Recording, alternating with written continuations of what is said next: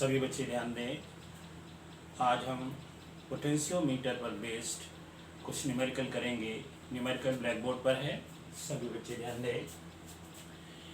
In a potentiometer arrangement, a cell of 1.25 volt gives a balance point at 35.0 centimeter length of the wire. If the cell is replaced by another cell, the balance point shifts to 63.0 centimeter. What is the EMF of second cell? इस question को करने के पहले हम आपको potentiometer का फंडा समझाते हैं। पोटेंशियोमीटर में एक वायर होता है, सपोज करिए वायर ए बी है, और इस वायर के दोनों सिरों के बीच एक बैटरी द्वारा पोटेंशियल ग्रेडियंट उत्पन्न किया जाता है। क्वेश्चन उठता है पोटेंशियल ग्रेडियंट क्या है। ये जैसे बैटरी लगा दी गई, मान लीजिए बैटरी 10 वोल्ट की हो और तार की लंबाई 100 सेंटीमीटर हो या 100 सेंटीमीटर, तो पोटेंशियल ग्रेडियंट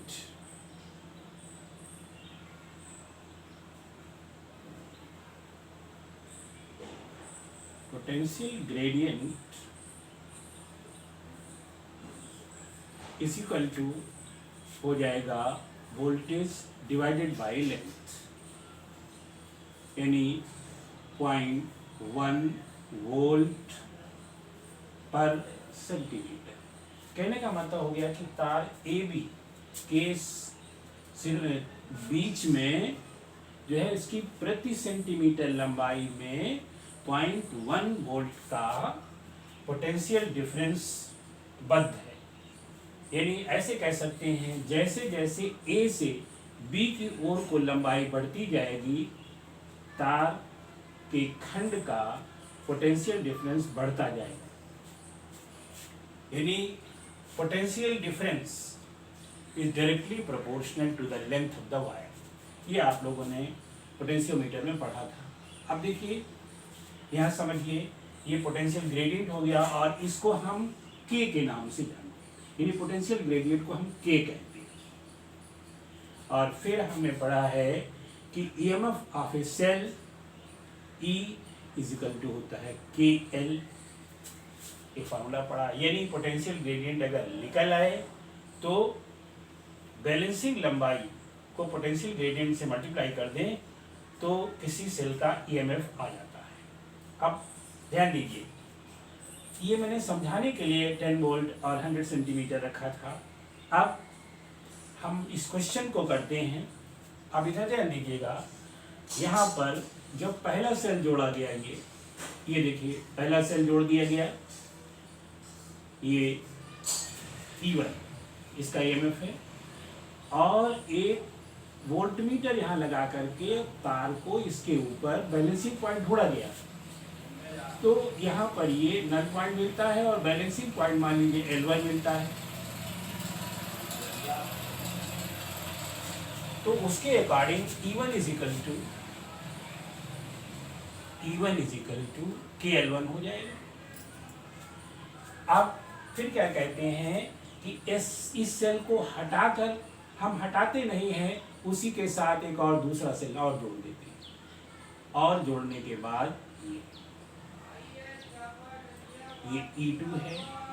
इसको फिर ये चीज़ सेल हटा दी गई, हम अलग से जोड़ देते हैं। यहाँ पर ये फिर गैल्वामीटर जोड़ा गया और फिर इसका बैलेंसिंग पॉइंट लिया गया, तो ये बैलेंसिंग पॉइंट मान लीजिए L2 आ गया।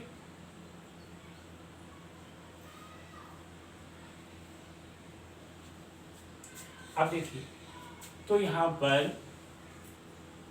E2 is equal to KL2 हो जाएगा। अब जो हमारा क्वेश्चन है उसमें गिवन है L1, यानी पहले गिवन है E1 is equal to 1.25 volt and L1 is equal to 35.0 centimetre,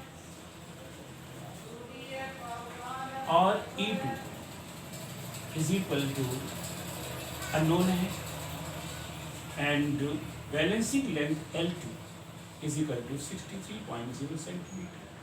अब यहाँ फॉर्मूला लगा देते हैं, therefore E1 upon E2 is equal to, इसमें डिवाइड कर दिया गया, के L1 अपान के L2, ये के कैंसिल हो गया, हमारा फार्मूला मिला, और E1 upon E2 is equal to L1 upon L2। अब इसमें हम वैल्यू पुटअप कर दें, तो यहाँ पर ध्यान दीजिए, E1 की वैल्यू गिवन है 1.25 divided by E2 is equal to L1 35 है और L2 63.0। अब ये देखिए 75 एंड 79, इसके बाद देयरफॉर या और E2 इज इक्वल टू, ये उधर चला जाएगा, ये 1.25 मल्टीप्लाइड बाई 9 डिवाइडेड बाई 5 से इसको कैंसिल कर देंगे तो 5 पॉइंट लग जाएगा, 5 टू द 10 एंड 5 5 द 25, यानी 0.25, और 0.25 को जब 9 से मल्टीप्लाई करेंगे तो ये आ जाएगा 9 पन्ना 45 और 9 दूना 18 4 22, यानी 2.25 वोल्ट। यानी जो नया सेल है उसका EMF 2.25 वोल्ट है। इस तरह से इस प्रकार के क्वेश्चन को हम बहुत आसानी के साथ कर सकते हैं, सभी बच्चे समझ गए होंगे।